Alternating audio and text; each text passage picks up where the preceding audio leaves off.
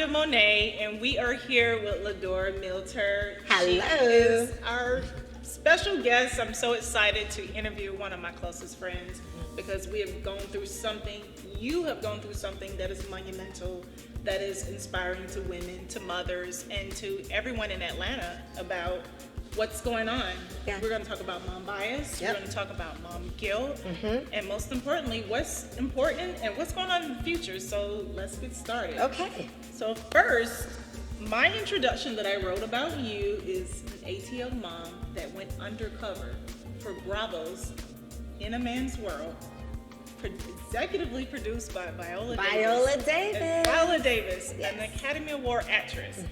What did it feel like? Tony when Bravo and reached Oscar. out? She got 3 tiers. Tony, Yes, Karen, all Oscar, of that. all of them. Yeah. And they reached out to you. Yeah. Yeah. How did this get started? Where did this come from? Well, I ran for office in 2017. I ran for Sandy Springs City Council, and I knocked on doors as a mom. I said, you know what? Right now in the city, there's never been a woman of color. There's never been a person of color who has ever won any type of leadership. I mean, that's an elected official, on the council, as mayor, wherever, whatever. So I said, you know what, this is the time. I cannot always speak about diversity. I cannot always speak about inclusion if it is that I just sit back and I'm mad about it. And it bothers me and I don't get involved. And so I said, you know what, I'm gonna run for office. We have 6 districts. Sandy Springs is considered, the 7th biggest city in Georgia. Yes, state of Georgia. Come on, let's, 6 districts that are going unopposed completely. So I said, you know what, I'm gonna get involved. I'm not gonna sit on the sidelines anymore. I'm not gonna be considered a spectator anymore. I'm gonna get in the game. Get in the game. So I said, I'm gonna throw my hat in, I'm gonna run for office. I will not be in a city where you're gonna pick who will lead the city and I don't get a chance to vote for it, because this is exactly what was happening. I mean, can you imagine in a city with 6 districts going completely unopposed, there's no election. So take No us election. back to 2017, that day, the results of the election. Where was your mindset from that moment to now? There's a huge transition. My mindset started before that moment. My mindset started from when I was knocking on doors, Right. when I was building a campaign, when I had people like yourself and like Raya, like my family, my friends that was out there knocking on the door in the rain. Do you remember? In the snow. I mean, it was just, just having people, and we started a movement.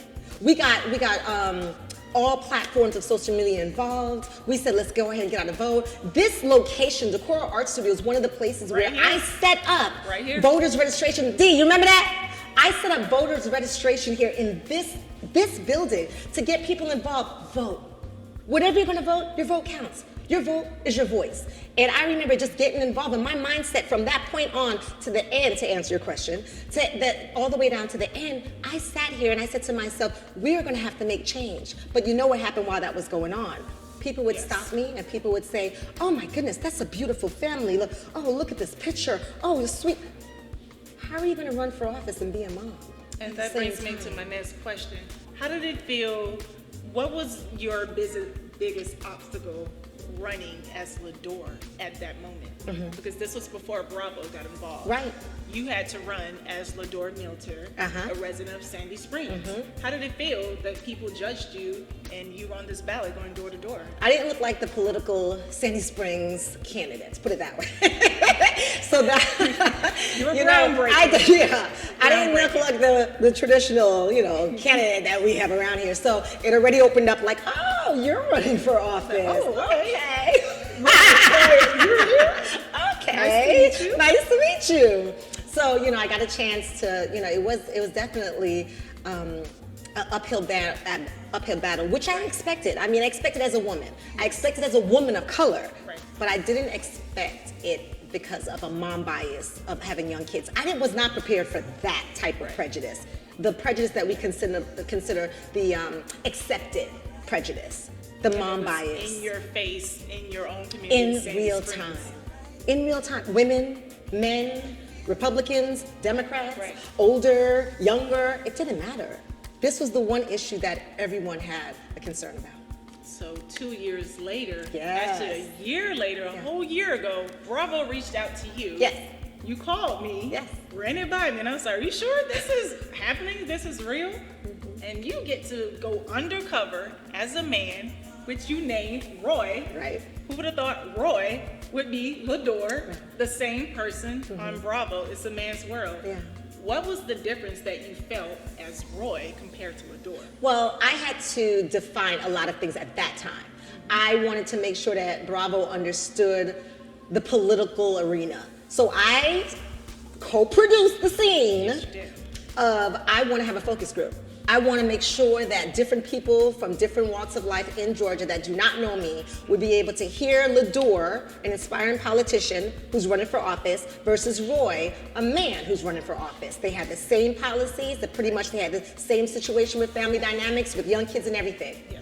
And that's what I wanted to make sure that I was in control about. I wanted people to see the bias for themselves, not with my family, Right. not with my friends, but also with a group of people, about 40, was it about, you were there, was it about 40 About people 40 or something people, like that? Democrats, Republicans. All independents. demographics, right? Across the Right. board. So I wanted to make sure that people saw this in real time when they raised their hand and they asked Lador, so you have young kids, how are you going to be able to multitask when it comes to parenting? And then they turn around and ask Roy about his policies. That was quite And interesting. how did that feel watching that footage back on Bravo to see, excuse me, who's going to take care of these kids? And you're standing up in front of cameras and strangers about these questions.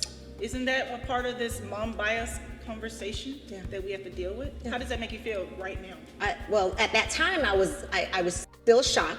I've been through it running for office the year prior, but I felt shocked about it because I heard it again. Like, I was Roy, and they respected me when I walked in the room, and I was Lador, and I had to ask permission to be there. It was a whole different type of mentality. It wasn't even only what the questions were. It wasn't even only what people thought. It was standing there in front of everyone, speaking about my platform, and then you're asking me questions that you would never ask my husband. You're asking me questions that you would never ask a man. You never ask a man, how are you going to be a good dad and also provide for your family? Who's going to take care of the kids? Who's going to take care of gonna those feed kids? them? Yes. No one asks a man that. No one asks a father that. Trust me, those are questions that you will not hear come out of anyone's mouth. And it was still shocking, even though I went through that for a whole year through my campaign. But to hear it again at that time, I mean, it was. We need a Watching it conversation. And watching it. We need a over conversation. again. Exactly. And that's when I decided, you know what?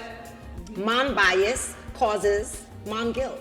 It's a symptom. And I wondered why we always felt less than. Right. I wonder why when we have, I thought it was, well, you know what, maybe it is that I just had a baby and maybe it's postpartum and maybe it's my own hormones and maybe it's my own issues. But you know what? Society shows that we can hardly get paid the same amount a man can anyway.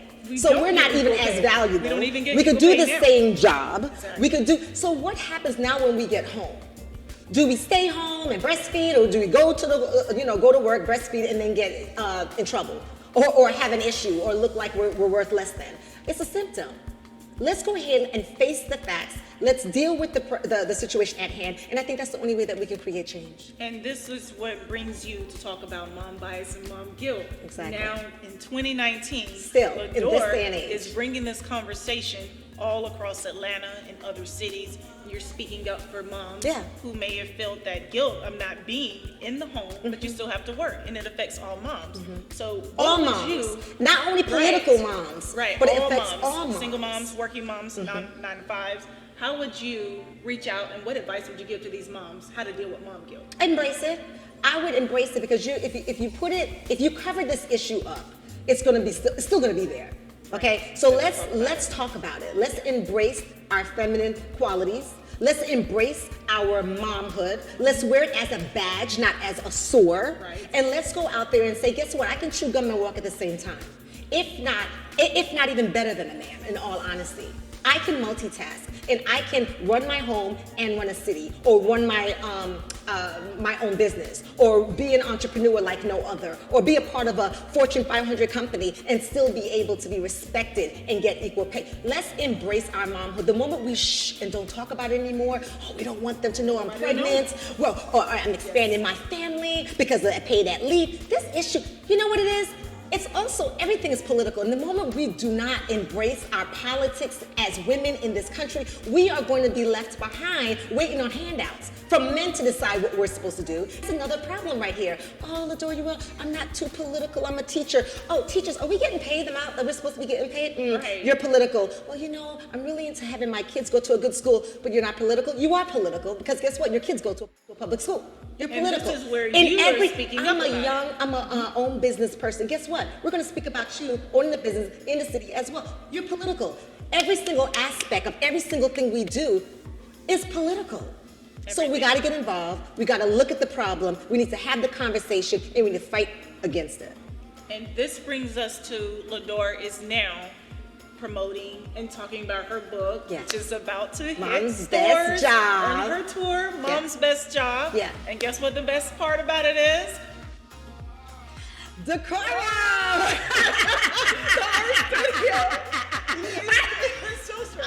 He's the illustrator. Sorry, we're so excited about this. We're so excited. It's so amazing to be a part of this and feel a full circle. Many people. It's just a great thing.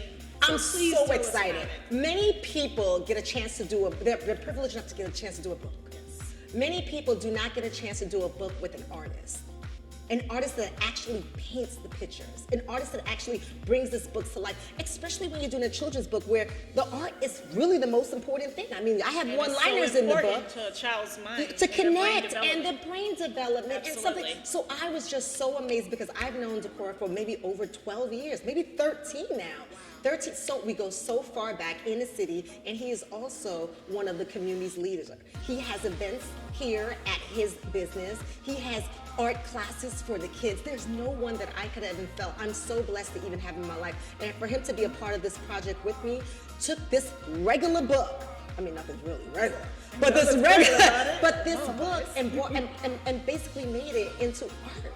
So I'm really excited, and we're definitely going to have our launching event here. So I'm really excited about speaking about Mom's Best Job, to let kids know that who are having separation anxiety, but it's not only for kids. To be able to have that bond and to help ease that guilt, Yeah. they're feeling when they're away from their children. Exactly. Because we're all working. Because it's also for moms. It's not only a children's book, but it's Absolutely. also a book for moms dealing with mom guilt. And for us reminding each other sometimes that, guess what? You are a working mom, you're a single mom, and you're a mom that don't want to be away from your child. Absolutely. But guess We're all what? working. But you have to do what you need to do. Yes. And I want to remind you that what you do is so amazing. I want you to know that. And this is what that book does. It reminds us. And so this brings us to what's next for 2020 for Lador. Can you enlighten us about what's going ahead, what's for 2020? We're right around the corner, so we might as well just go in 2020 goes and let's get started. Oh, yeah. I'm excited. I have a lot to put into this book, with book tours and being able to have different events with this. I am on the board for March on Georgia. So, we are doing Women's March. Coming up We're March. doing the It's right around the corner. Exactly. Yes. We're doing so many events with some of the actual major sports here, like the Swarms. We're doing an event there to acknowledge women in a sport that seems mostly white men as well. So this is what male dominated. Yes. So this is a great thing. We're going to be taking care of the march. So we have a bunch of different things that are coming up. International Women's Day. We do the brunch. We do the events for that. So I'm so excited to be on a board of such amazing women, dynamic, outgoing, energetic, awesome women. So my hands are really full with with the book, doing these events, and also it is the political climate. So I have a lot of different stuff coming up in politicians 2020, that I have helped, and especially in Sandy Springs here, where Lucy McBeth stands in front of the entire world explaining, and basically there for the gun control. And so I'm excited because I got to be a part of her campaign. You were there. I was a part of it, and I was over the whole entire outreach for the apartments, which is major because that's how I got 50% of the voters increase since the last election. Door to door, literally. Can you enlighten our viewers about who was Phoenix the Firestarter? Oh. We all can go back, right? Phoenix the Firestarter was an empowered woman that would say things that only men were allowed to say. And until this day, I am that person who is going to be able to still stand up and say exactly how I feel, the way in which I feel it, and I am completely unapologetic about it. And if for everybody, Google Phoenix the Firestarter, you would see what she's talking about. She is still that person. It all blends together. And I wanted to give you a reminder. Do you remember this? Oh my goodness. This is where it started, where everybody. it all started. Yes. Lador, voice for our community. District 4. Yeah, this is amazing. This is the shirts that everyone got. They were all a part of it. This is a part. This was a movement for our voices to be heard, and I will District never 4. forget this. Oh my Yes. goodness! Did you hold on to this I all did. this time? I did. I did. Best surprise This is 2 ever. years ago.